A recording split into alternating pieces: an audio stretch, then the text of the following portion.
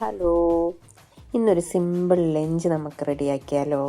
വീഡിയോയിലേക്ക് പോകാം. ഫസ്റ്റ് ഞാൻ ചോറ് വെക്കാൻ തുടങ്ങും. പിന്നെ നമുക്ക് കോഫർ എന്നുള്ള ഒരു മീൻ കിട്ടിയിട്ടുണ്ട്. നമുക്കൊരു ചെറിയ തോരനോട് ഉണ്ടാക്കാം. മീനിനുള്ള മസാല റെഡിയാക്കി വെച്ചിട്ടുണ്ട്. മഞ്ഞൾപ്പൊടി, മുളക് പൊടി, കുരുമുളക് പൊടി, ഇച്ചിരി ഉലുവാപ്പൊടി, ഉപ്പ്, പിന്നെ അതിലോട്ട് ഇച്ചിരി നാരങ്ങ നീരും ഒഴിച്ച് ആവശ്യത്തിന് നമ്മുടെ വെളിച്ചെണ്ണയും കൂടെ ചേർത്ത് നമ്മളുടെ മീൻ ഉള്ള മസാല നമ്മൾ റെഡിയാക്കി വെച്ചിട്ടുണ്ട്. ഞാൻ മീനാണ് ഉപ്പ് ഇട്ട് നല്ലവണ്ണം കഴുകി വൃത്തിയാക്കി വെച്ചിരിക്കുന്നതാണ്. അതിനുശേഷം നമ്മുടെ മസാല റെഡിയായിട്ട് നമ്മൾ മീൻ അതിനകത്തോട്ടിട്ട് നല്ല രീതിയിൽ മസാല ഒന്ന് തേച്ച് പിടിപ്പിക്കണം. ഞാൻ കൂടുതൽ മീൻ ഫ്രൈ ചെയ്യാറാണുള്ളത് കേട്ടോ. എനിക്ക് കറിയെക്കാട്ടിലും കൂടുതൽ ഇഷ്ടം ഫ്രൈ ആണ്.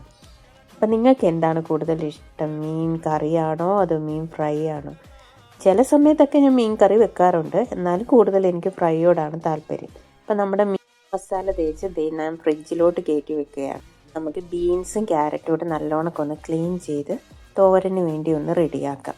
അതിനായിട്ട് ബീൻസ് ഞാൻ നല്ലോണമൊക്കെ കഴുകിയെടുത്ത് അതെല്ലാം നല്ല രീതിയിൽ ക്ലീനാക്കി ഓരോന്നായിട്ട് ക്ലീൻ ആക്കുന്നത് ഒരിച്ചിരി മെനക്കെട്ട പണിയാണ്. എന്നാലും എനിക്ക് കൊത്തി ഇങ്ങനെ അരിയുന്നതാണ് ഇഷ്ടം. ഞാൻ അല്ലാതെ ഒന്നും യൂസ് ചെയ്യാറില്ല. ക്യാരറ്റ് ആണെങ്കിലും എനിക്ക് കൊത്തി അരിയുന്നതിനോടാണ്. അതാകുമ്പം ഇച്ചിരി ജലാംശമൊക്കെ അതിനകത്ത് കുറവുമാണ്. നല്ല ടേസ്റ്റി ആയിട്ട് എനിക്ക് ഫീൽ ചെയ്തിട്ടുണ്ട്. അതുകൊണ്ട് ഞാൻ എപ്പോഴും ഇങ്ങനെ കൊത്തി അരിയാറാണ് പതിവ്. ഞാൻ വെക്കുന്ന മെത്തേഡാണ് ഈ കാണിക്കുന്നത്. ഞാനെല്ലാം കൊത്തി അരിഞ്ഞ് എന്നിട്ട് അതിൽ തന്നെയാണ് സവാള പിന്നെ പച്ചമുളക് എല്ലാം ആഡ് ചെയ്ത് കോക്കനട്ടും ആഡ് ചെയ്തൊന്ന് നല്ല രീതിയിൽ കൈ കൊണ്ട് മിക്സ് ചെയ്തൊന്ന് തിരുമുമ്പോഴത്തേന് എന്താ പറയുക, നമ്മുടെ കൈപ്പുണ്യം എന്ന് വേണേൽ പറയാം. കൈപ്പുണ്യമൊക്കെ ചേർന്ന് ആ തോരൻ ഒരു ഇച്ചിരി ടേസ്റ്റ് കൂടുന്നതായിട്ട് എനിക്ക് ഫീൽ ചെയ്തിട്ടുണ്ട്. ഇത് എൻ്റെ മാത്രം അഭിപ്രായവും എൻ്റെ മാത്രം സ്റ്റൈലുമാണ്. നിങ്ങൾ ഇങ്ങനെയാണോ ചെയ്യുന്നതെന്ന് എനിക്കറിയില്ല. അതിന് ശേഷമാണ് ഞാൻ തോരൻ അടുപ്പിൽ വെക്കുന്നത്. ഒരു സമയം കൊണ്ട് ഞാൻ മീൻ അടുപ്പിലാക്കിയിരുന്നു, ഇടയ്ക്ക് വിട്ടുപോയതാണ്. തോരനും അടുപ്പിലാക്കി കേട്ടോ. തോരന് സ്റ്റാർട്ട് ചെയ്യുന്ന വീഡിയോ ഞാൻ ആക്ച്വലി മറന്നുപോയതാണ്. സ്റ്റാർട്ടിങ് നമ്മൾ യൂട്യൂബിൻ്റെ തുടക്കക്കാരല്ലേ, ചെറിയ ചെറിയ മിസ്റ്റേക്കുകൾ പറ്റും, ക്ഷമിക്കുമെന്ന് വിചാരിക്കുന്നു. നമുക്ക് ഈ സമയം കൊണ്ട് പെട്ടെന്നൊരു മോരുകറിയും കൂടെ റെഡിയാക്കാം. മോരുകറിയും നിങ്ങളുടെ അവിടെയൊക്കെ പുളിശ്ശേരി എന്നാണോ മോരുകറി എന്നാണോ പറയുന്നതെന്ന് എനിക്കറിയത്തില്ല. നമ്മളിവിടെ മോരുകറി എന്ന് പറയുന്നത് തൈര് കൊണ്ടുള്ള കറിയാണ്. ചിലരാണെങ്കിൽ എനിക്ക് തോന്നുന്നു ഇതിനകത്ത് തേങ്ങ അരച്ച് ചേർത്തിട്ടാണ് അതിനെ മോരുകറി എന്ന് പറയുന്നത്.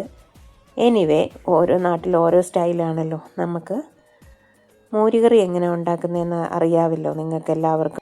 ഞാനിവിടെ ജീരകം, കടുകിട്ട് പിന്നെ ഉള്ളി, ഇഞ്ചി, വെളുത്തുള്ളി എല്ലാം കൂടെ ജസ്റ്റ് ഒന്ന് കടുക് വഴട്ടിയിട്ട് അതിനകത്തോട്ട് കുറച്ച് ഉലുവാപ്പൊടിയും മഞ്ഞൾപ്പൊടിയും ഇടും.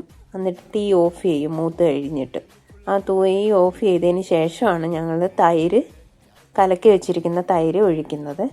അതിനുശേഷം ആവശ്യത്തിന് ഉപ്പും ചേർത്ത് ഒന്ന് ചൂട് ഇതാകുമ്പോഴത്തേക്ക് നമ്മൾ ഗ്യാസ് ഓൾറെഡി ഓഫ് ചെയ്ത് വെച്ചിരിക്കുകയാണ്. ആ ഗ്യാസിലെ ചൂട് കൊണ്ട് ആ മോരുകറി ശരിയാകാറുണ്ട്. തീ ഓണാക്കി നമ്മൾ മോരുകറി ഒഴിക്കുമ്പോഴത്തേന് പെട്ടെന്ന് തൈര് പിരിഞ്ഞു പോകും. അതുകൊണ്ടാണ് നമ്മൾ ഗ്യാസ് ഓഫ് ചെയ്യുന്നത്. അപ്പോൾ എന്താ, നിങ്ങൾക്ക് കാണാൻ ഞാൻ ഗ്യാസ് ഓഫ് ചെയ്തിട്ടാണ് തൈര് ഒഴിച്ചേക്കുന്നത്. അങ്ങനെ പെട്ടെന്നുള്ള ഒരു മോരുകറി റെഡി ആയിട്ടുണ്ട്. കുട്ടിക്കൊക്കെ പോകുന്നവർക്ക് പെട്ടെന്നുണ്ടാക്കാവുന്ന സിമ്പിൾ ലഞ്ച്. നമ്മുടെ ഫിഷ് ഫ്രൈ, പിക്കിള്, തോരൻ, മോരുകറി, ചോറ് എല്ലാം റെഡി ആയിട്ടുണ്ട്. നമുക്ക് പെട്ടെന്ന് കഴിക്കാം. എനിക്കിത് പെട്ടെന്ന് കഴിച്ചിട്ട് വേണം എനിക്ക് ഡ്യൂട്ടിക്ക് പോകാനുള്ളതാണ്. അതുകൊണ്ടുള്ള സിമ്പിൾ ലഞ്ചായത്, പെട്ടെന്ന് ഉണ്ടാക്കുന്നത്. ഇത് കാണുന്നവർക്ക് തോന്നും ഇങ്ങനെയാണോ തോരൻ ഉണ്ടാക്കുന്നത്, ഇങ്ങനെയാണോ മോരുകറി ഉണ്ടാക്കുന്നത്, പല അഭിപ്രായങ്ങൾ കാണും. ഇതും ഞങ്ങളുടെ രീതിയിൽ ഞങ്ങളുടെ സിമ്പിൾ സ്റ്റൈല് ഒരു ലഞ്ചാണ്. അപ്പോൾ എല്ലാവർക്കും വീഡിയോ ഇഷ്ടപ്പെട്ടെന്ന് കരുതുന്നു. ലൈക്ക് ചെയ്യണം, സബ്സ്ക്രൈബ് ചെയ്യണം, പ്രോത്സാഹിപ്പിക്കണം. താങ്ക്